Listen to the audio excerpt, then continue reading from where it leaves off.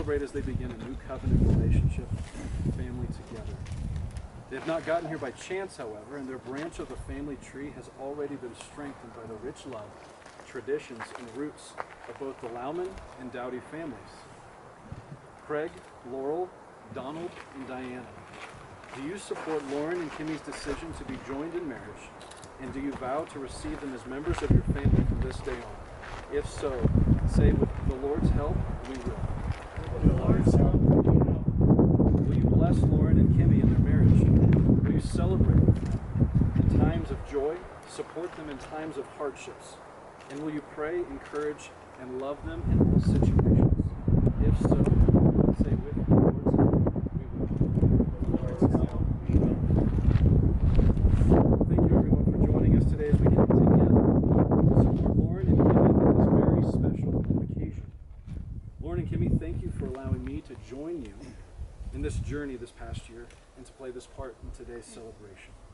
While much of today will be a blur, you will each look back on this occasion as the day your lives forever became aligned in the most beautiful way. I'd like to now enter into a call to worship. I'd like to draw our attention to a passage of Scripture as a way of opening our time to read Psalm 145, 1 through 9. Read that for us.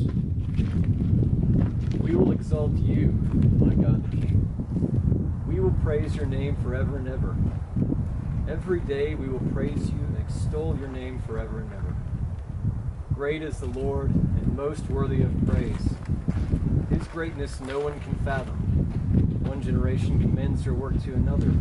They tell of your mighty acts. They speak of the glorious splendor of your majesty. We will meditate on your wonderful works. They tell of the power of your awesome works, and we will proclaim your great deeds.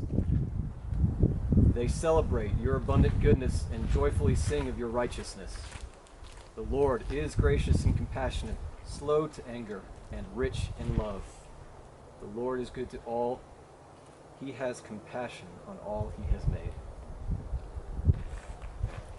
Let's take a moment of silence to reflect on the magnitude of this moment and the beauty that surrounds us. With your eyes closed, your eyes open, looking around, or just silently by yourself. Take a moment to drink in the moment.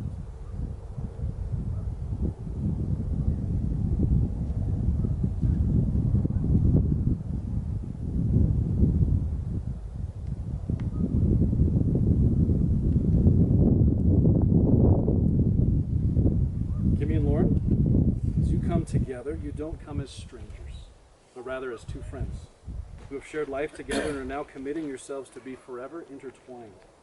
This intertwining is multifaceted, and at the center of it all is your faith in Jesus Christ. This faith is central to your lives. There's a passage of Scripture that reflects a tangible way in which you both desire to express this faith to one another. This passage in many ways became a theme of sorts for our premarital counseling sessions. Philippians 2, 1 through 4 says this: Therefore, if you have any encouragement from being united with Christ, if any comfort from his love, if any common sharing in the Spirit, if any tenderness and compassion, then make my joy complete by being like-minded, having the same love, being one in spirit and of one mind. Do nothing out of selfish ambition or vain conceit. Rather, in humility, value others above yourselves, not looking to your own interests, but each of you to the interest of the other. You have an opportunity to bless each other and bless others in your relationship. This passage about humility reflects an upside-down way within our contemporary culture of doing life together with others, and in this case, the other of your spouse. This passage will serve well for you to return to over and over again as you face the ups and downs, joys and sorrows, and all the facets of life together. There's simply two things that I want to point out from this passage. As we mentioned last night, 3 points make a sermon, but nobody comes to a wedding to hear a sermon. So, just two short points. First, humility starts by looking to the perfect example of it in Jesus Christ. Paul goes on in this passage to remind us that Jesus' ultimate example of humility was giving his life. Truth be told, neither of you will likely give your life for the other, though it may happen. In a more figurative and realistic sense, humility forces us to ask, what parts of me need to die so that the other can thrive and flourish? We all have these parts of us. and I'm sure you can each point them out in the other as the years go on. It takes humility, though, to truly set aside that which doesn't seek the best for the other. I think this is what Paul is referring to when he says, do nothing out of selfish ambition. As the years go by, listen to one another and pay attention to the ways in which those unhealthy parts of you need to be set aside for the other. Second thing I want to point out. As the selfish parts of us need to die, humility also affirms and pursues that which is desirable and noble in the other. Loren, you sent me some of your favorite qualities that you admire in Kimmy. One, her devotion to worship the Lord no matter what. Two, her ability to make everyone around her feel welcome. Three, her passion for serving others, even when they can't give back. And Kimmy, you sent me some qualities that you kind of like in Loren. You like that he's gentle, that he's patient, and that he listens, that he is grounded in his faith, and that he is an encourager.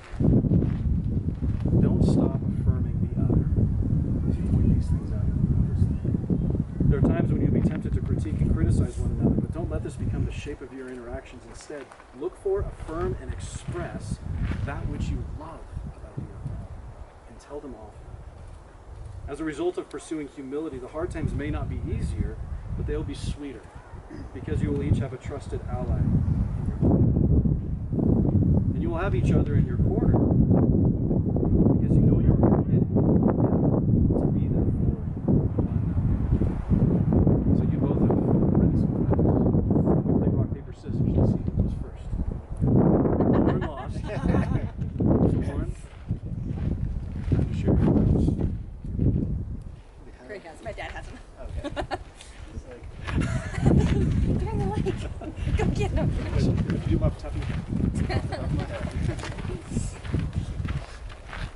this will be a little unorthodox, so I apologize.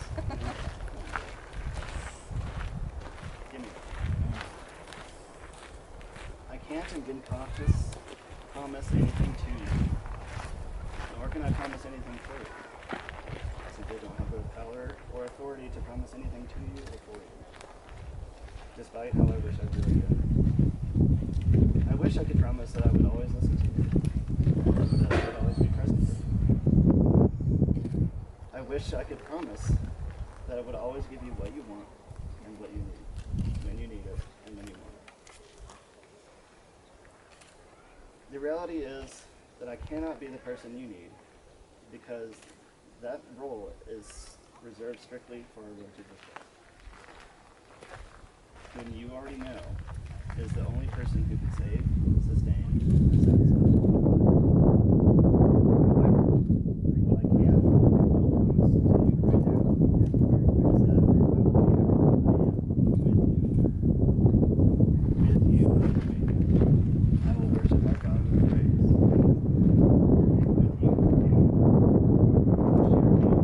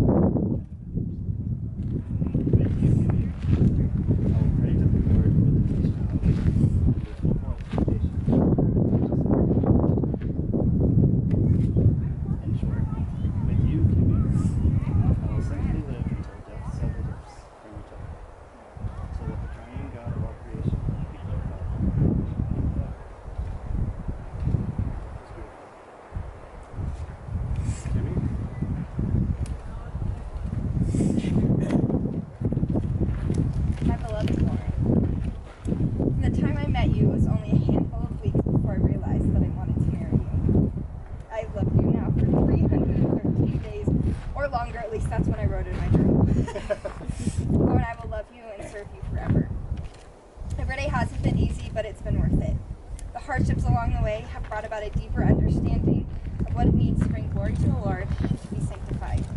I hope and I pray that our marriage will continue to reflect this this as we grow in our knowledge of who God is and what it means to live with the Lord daily. You are a man of strength, courage, dignity, integrity, gentleness, and deep love. You serve with humility, love patiently, and give selfishly.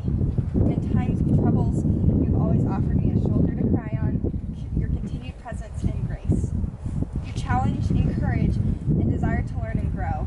I love that you put the Lord first and the center of your life, followed by your family and mine. I can't wait to raise a family of our own. You've always reminded me daily that the Lord did not create me to do things, but to be with Him. You remind me that I am not what I do or how much I accomplish, but I am a beloved daughter of God. I never thought my husband would pour this truth into me, but the Lord knew I needed it. I am honored to be your wife. I'm excited to stand with you always, to be heard and known, to encourage and strengthen, and to point you to Christ.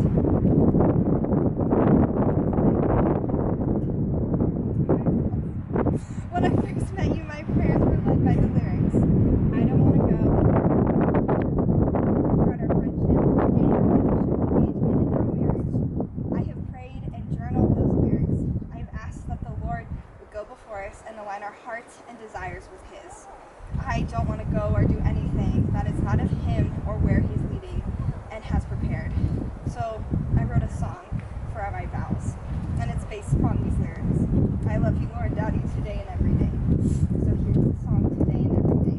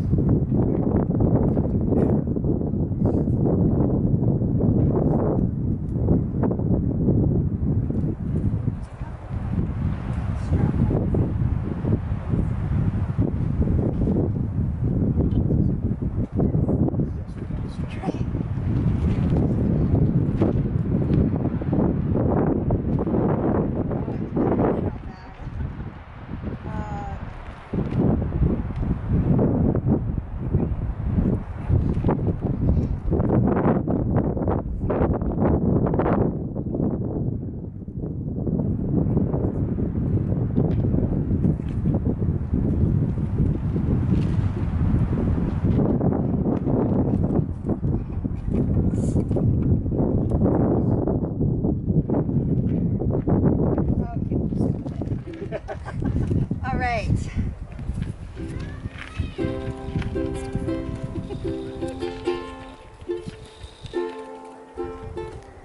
I don't wanna go if you're not going before me. I don't wanna go if you're not. I don't wanna go if you're not going before me. I don't wanna go if you're not going before me. I wanna serve you with praise and faith patiently. I wanna more fully love today and every day. So let's rejoice in His hope and give as Christ forgave. Slow down and rest in His peace today and every day. 'Cause I don't wanna go if you're not going before me. I don't wanna go if you're not going before me. I don't wanna go if you're not going before me. I don't wanna go if you're not going before me. And I promise you I'll always be with you.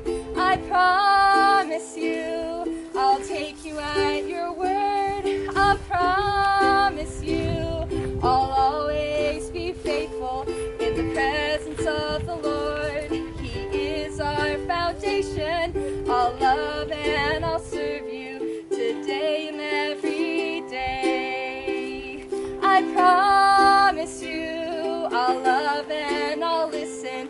I promise you I won't run away. I promise to trust you'll never leave me, and seek the Lord for you, and pray every day to love and honor today and every day.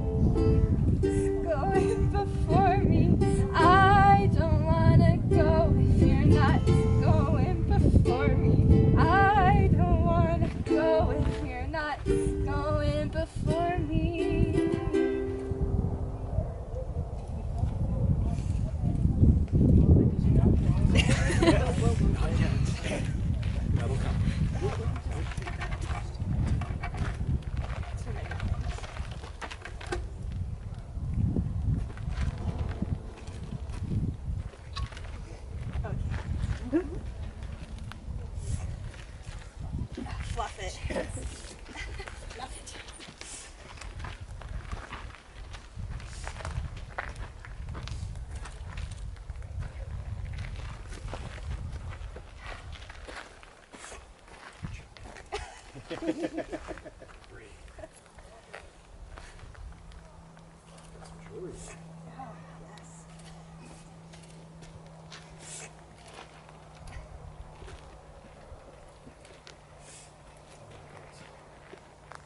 Place these here. Now we turn our attention to a visible reminder of the unity you will pursue together. In a moment, you will exchange these rings. They'll be worn on your fingers and will be a constant reminder of your commitment to each other today. They are constant in their shape, as the circle does not end. So too must your pursuit of humility towards one another be unending. So too must your pursuit of Christ be unending. And so too will the opportunity to bless others through your marriage be unending. Loren?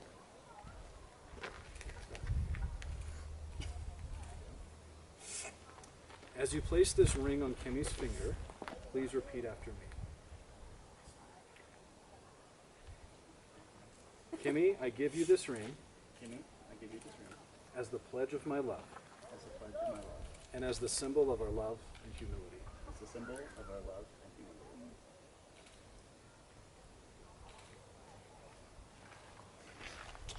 You made it. That was the person. As you place this ring on Lauren's finger, please repeat after me. Loren, I give you this ring Loren, I give you this ring as the pledge of my love as the pledge of my love and as the symbol of our love and humility. and as a symbol of our love and humility.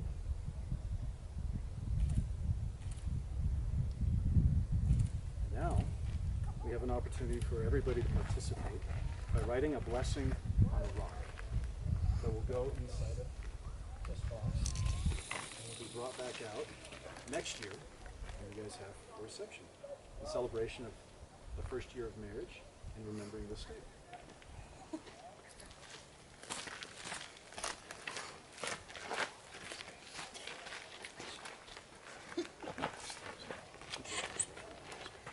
I can hold the book.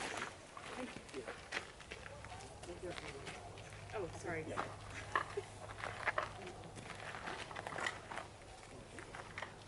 Do Damien Patrick's face? We need to.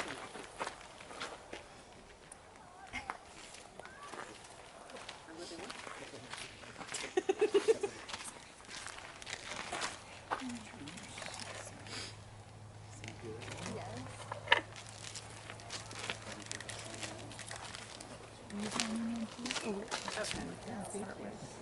What if you and Dan want to do that?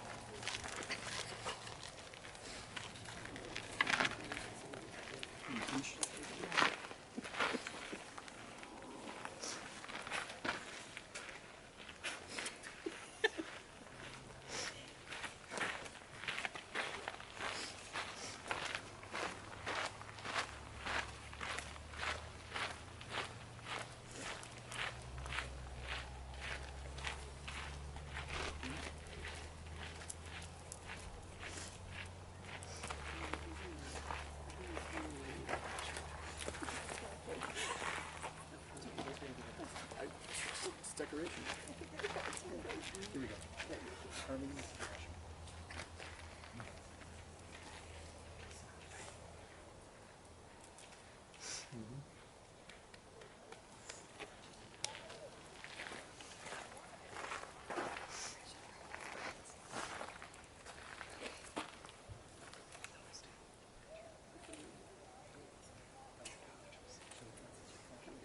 If it's not Rick, oh, right.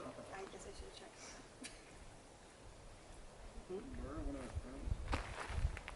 We're gonna use that pen when you're done. The other one doesn't work. Uh-oh.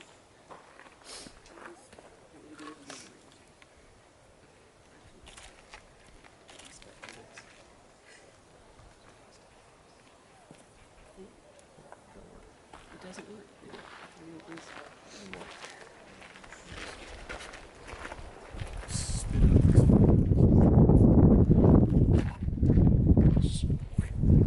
I think we're gonna have you say the words and then put it in.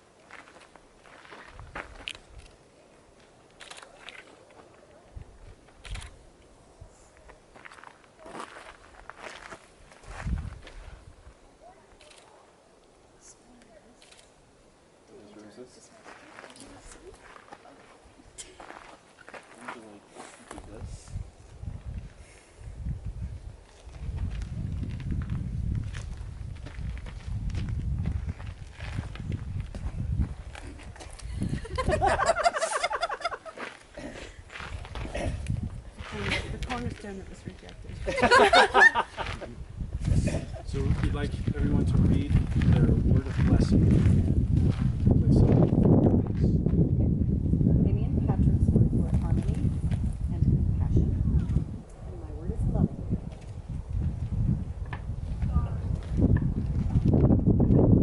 My word is hope.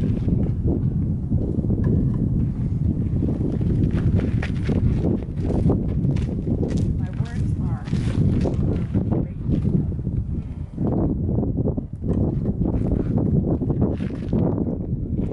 My word is strength for two reasons. You need to love the Lord with all of your strength. His strength.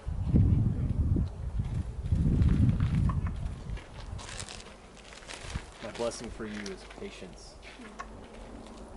My blessing for you is joy. Thank you.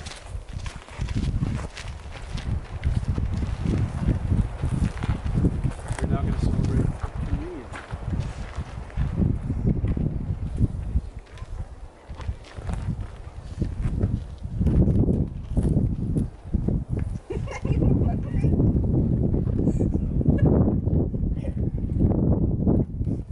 In 1 Corinthians, Paul says that the Lord Jesus, on the night he was betrayed, took bread, and when he had given thanks, he broke it. And he said, "This is my body, which is for you. Do this in remembrance of me."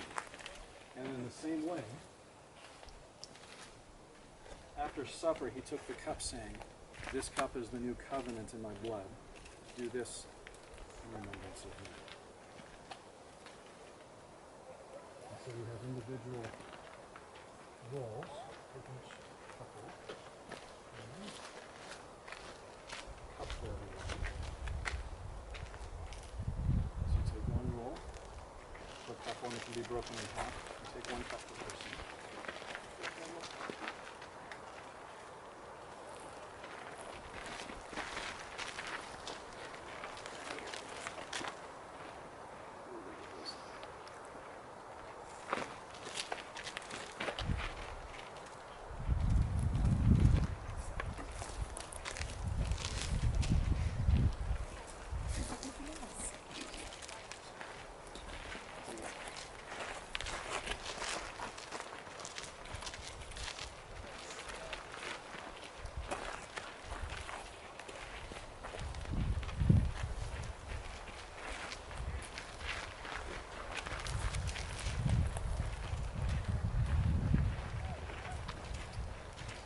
So let us take of the bread in remembrance of Christ's body broken for us.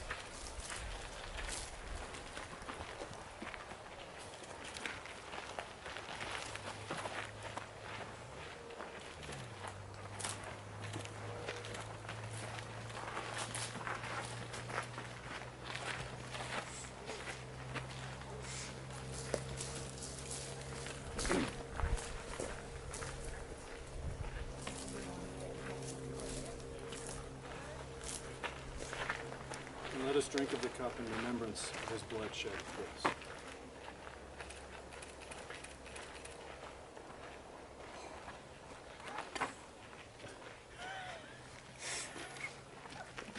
As is church style, pass the individual cups. I'll come by.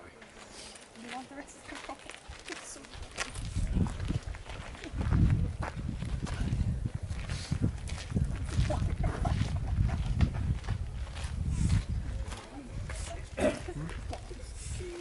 Why don't you sit? Christ's body.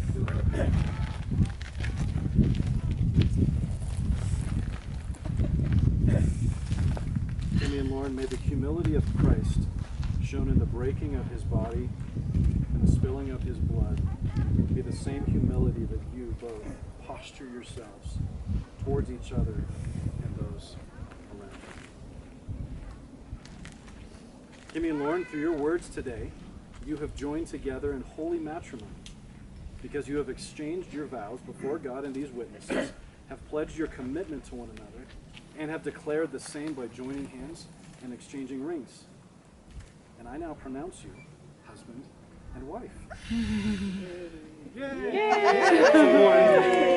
What you wanted to do earlier. You may now kiss your bride.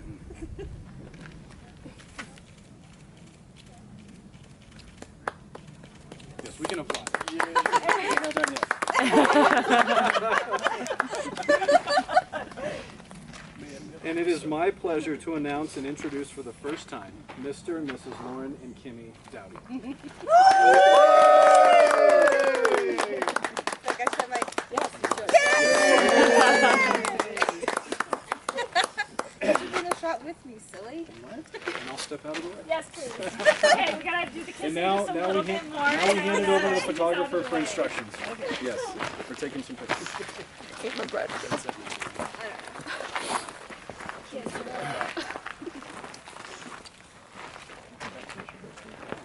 Perfect. Whenever you want to stop.